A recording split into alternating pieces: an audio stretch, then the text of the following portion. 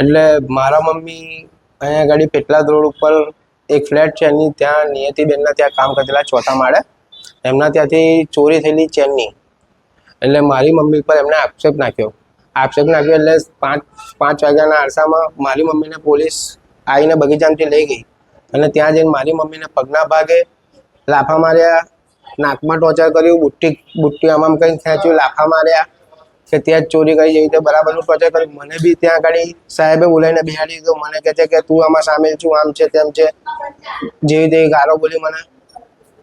અને પછી મારી મમ્મીના ઘેર પાછા એ લોકો ચેક કરવા લઈને આવ્યા ગાર્ડનમાં. પછી બધો સામાન આમથી આમ કર્યો. મારા ઘરમાં કંઈ મળ્યું નહીં. પછી મારા મમ્મીને પાછી ત્યાં હાથ અદ્ધર કરાવીને મારી.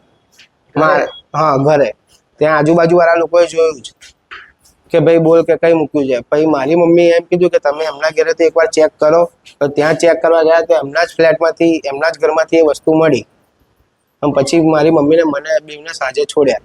અને પછી મમ્મીએ ઘરે જે આ અપમાન થયું ગાડી ને પોલીસને એ બધું ત્યાં આવ્યું અમારા ઘરે એટલે મારા મમ્મી સહન ના થયું એટલે મારી મમ્મીએ આ પગલું ભર્યું, દવા પીધી.